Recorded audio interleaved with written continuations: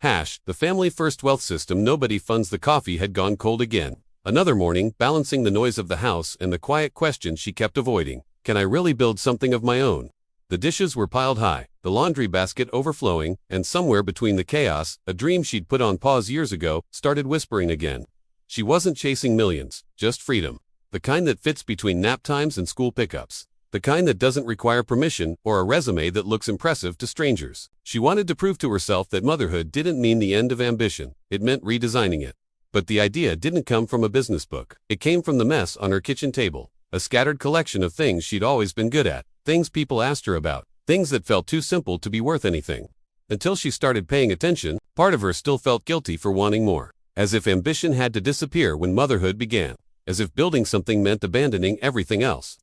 The world had told her to choose. Be present or be productive. Never both. What would you have done in her place? She started small, not because she lacked vision, but because she lacked time. 15 minutes here, 20 minutes there. Stolen moments between bedtime stories and grocery runs. She didn't announce it on social media.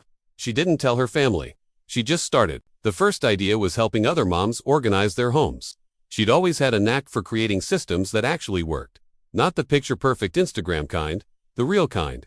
The ones that survive a toddler's meltdown and still function by dinner time.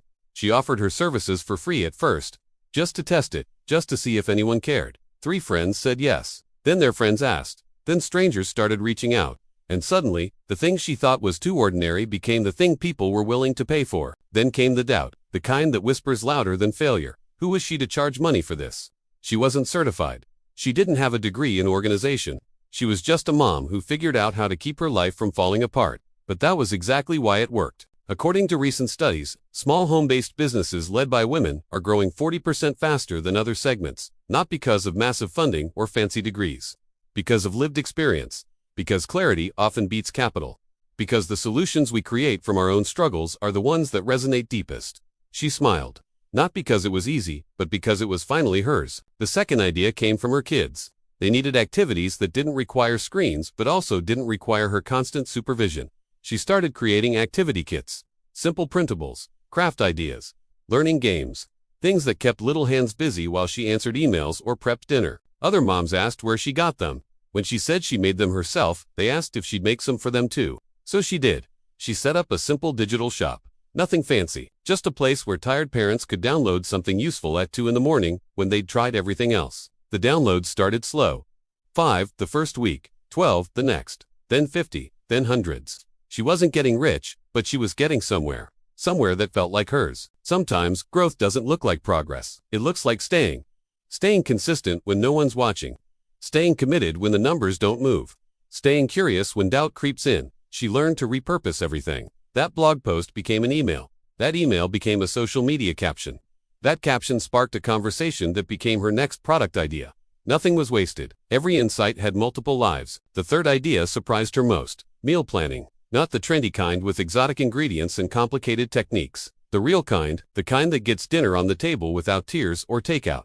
The kind that uses what's already in the pantry. She'd been doing it for years without thinking about it.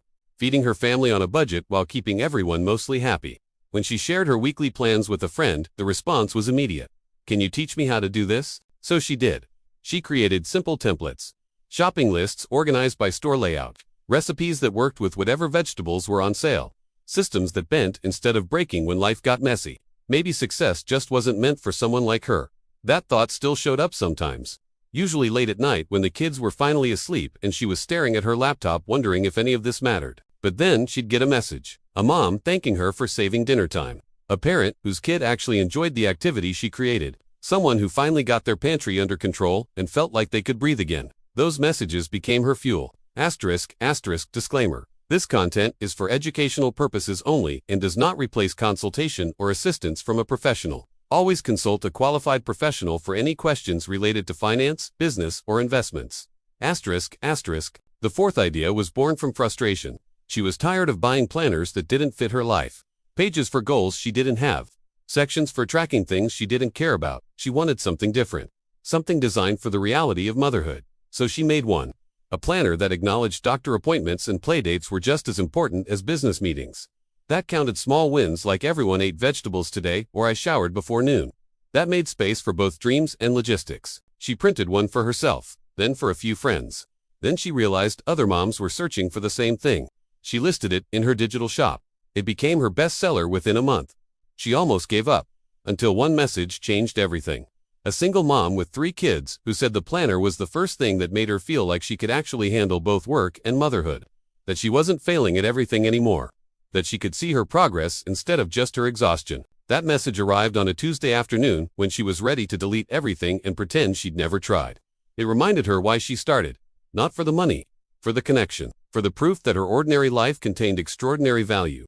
What helped her most wasn't fancy software or expensive courses. It was realizing she didn't need permission to start small. She tested a few tools before finding what truly worked.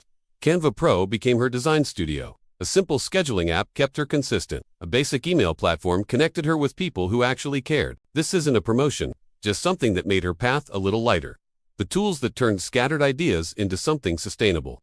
The systems that fit between the chaos instead of requiring its absence. The 5th idea came from her own learning curve.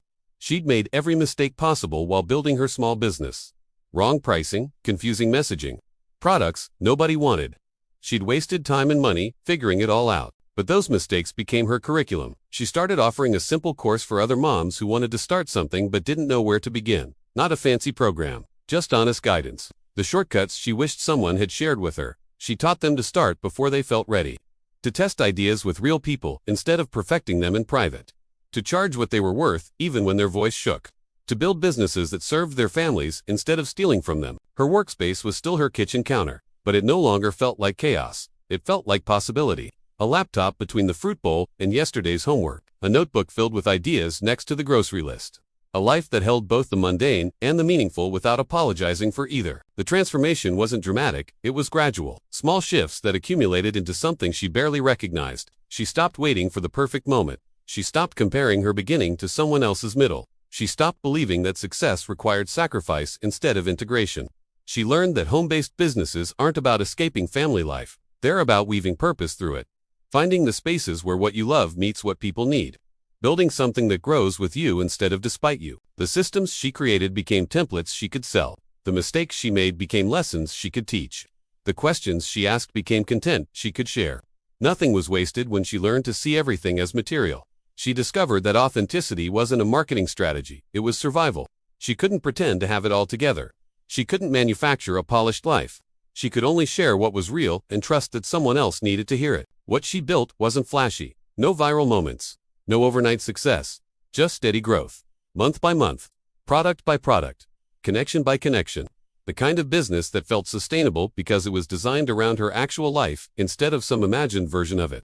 When she poured her coffee the next morning, it was still hot. Because this time, she wasn't rushing. She was building. Building something that mattered. Building something that fit.